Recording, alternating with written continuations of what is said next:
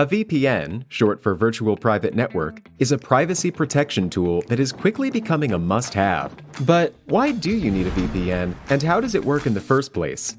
A VPN helps your data travel through the internet safely, without big companies or cybercriminals being able to spy on your online activities.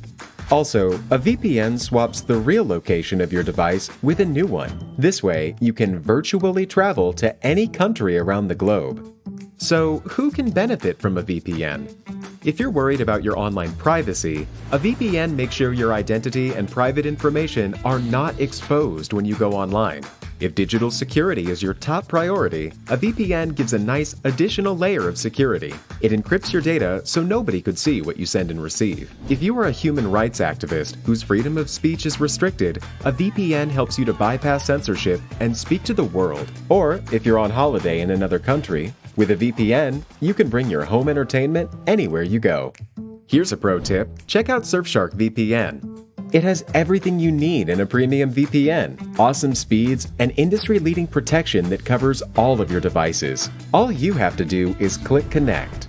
Secure your digital life and enjoy everything good that the internet has to offer with a VPN you can trust. Click link in the description and get 81% discount for your first order. Registering your copyright. Download Circular FL-107. 107. This circular explains how to register the copyright you have in your pictures with the United States Copyright Office. You have a copyright as soon as you take the picture. This copyright grants you the exclusive right to reproduce the picture and distribute or sell copies, among other rights. However, by registering the copyright, you get additional protections, such as the right to bring a lawsuit in federal court. To understand the registration process, you need to download this circular and read it. This circular also explains how you can register a batch of photographs with one application. You do not have to register each photograph individually. Instead, you can register a batch of unpublished or a batch of published photographs if certain conditions are met. The circular explains the conditions. Register your copyright online. You can register online at the ECO website. You must create a user ID and a password. The Copyright Office has published a tutorial that explains the online registration process. If you want, you can submit your registration and then mail in hard copies of your photographs. You have to make a deposit of the work you are registering. Registering online is cheaper than registering using a paper application. It is also faster. Get a paper form instead. You still have the option of registering your copyright using a traditional paper application. You should download Form VA. It is available from the Copyright Office website. Complete the application. You can download a PDF of the form and its instructions. If you do, then you can type in the requested information. Alternately, you could print off the form and neatly write in the information. The form will ask for the following information: the title of the work as well as any previous or alternative titles, the title of the collective work if the picture is part of a group, the name of the author as well as the author's date of birth and death, the nature of the work, i.e. photograph, photograph, photograph, photograph, photograph, photograph, photograph, photograph, photograph, photograph, the author's nationality and domicile, the year the work was created, the date and nation of first publication if applicable, the name and address of the person claiming the copyright, usually this is you, the photographer, contact information where you can be reached, your name and signature, mail the application. After completing your application, you should make at least one copy for your records. Assemble the photographs you are registering and include your fee.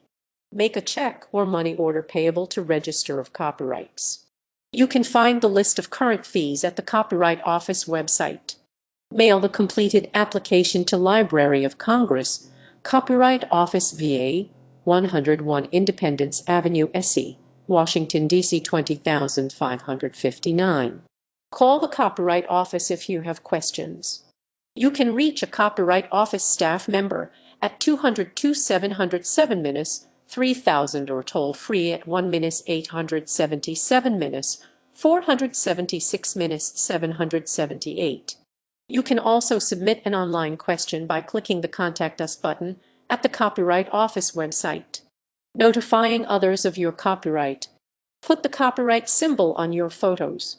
You have a copyright in your photographs even without registering them.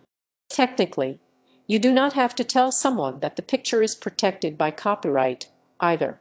However, affixing the copyright notice does put a potential thief on notice.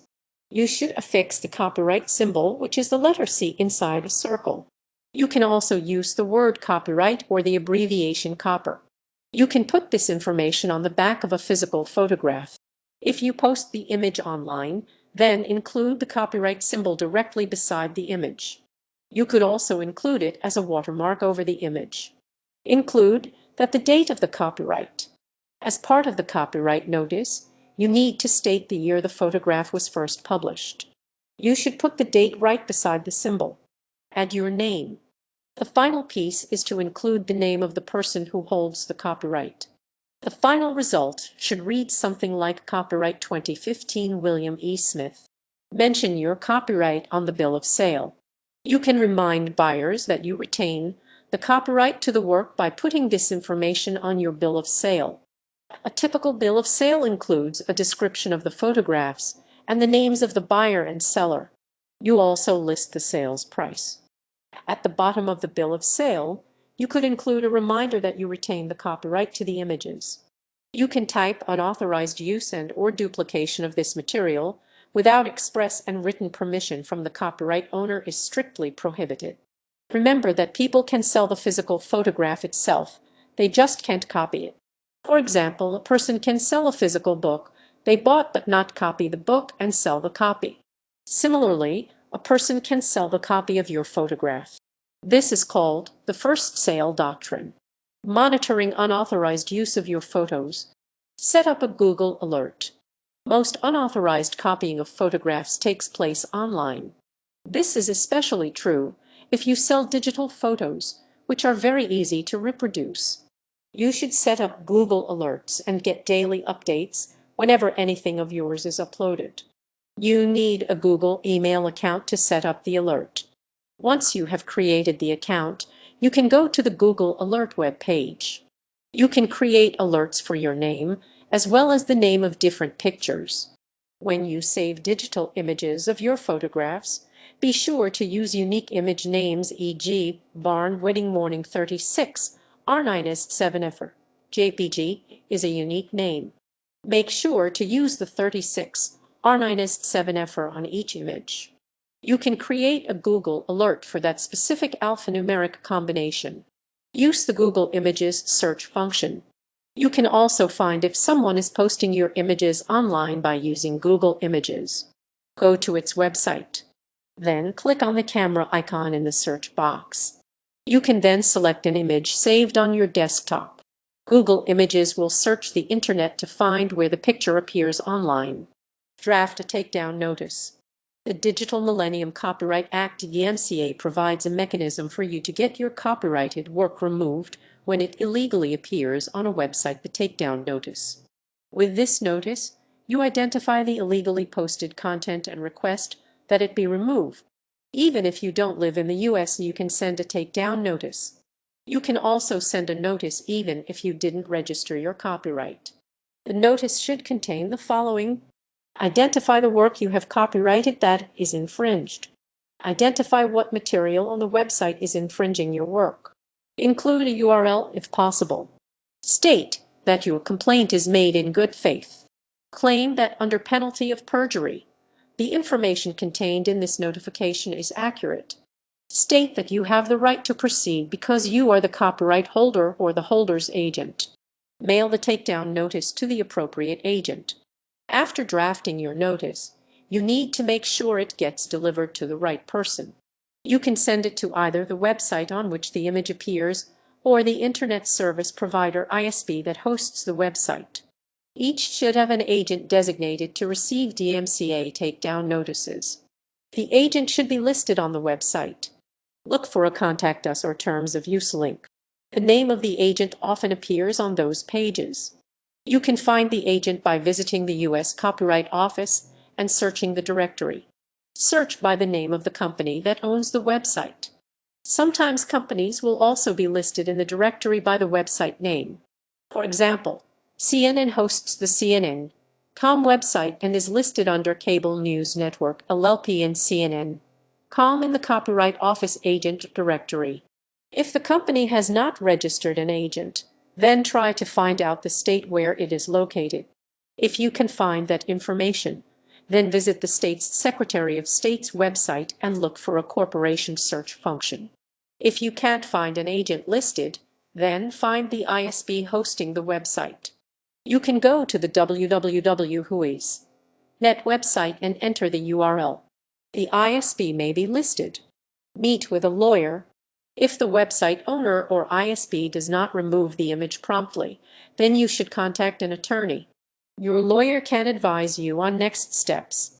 For example, the lawyer might draft and send a cease and desist letter. Or the lawyer can help you bring a copyright infringement lawsuit in federal court. You need to have registered your copyright before you can bring a lawsuit. If you registered your copyright, then you can get attorney's fees if you win your lawsuit. This makes getting an attorney affordable. To find an intellectual property lawyer, contact your state or local bar association and ask for a referral.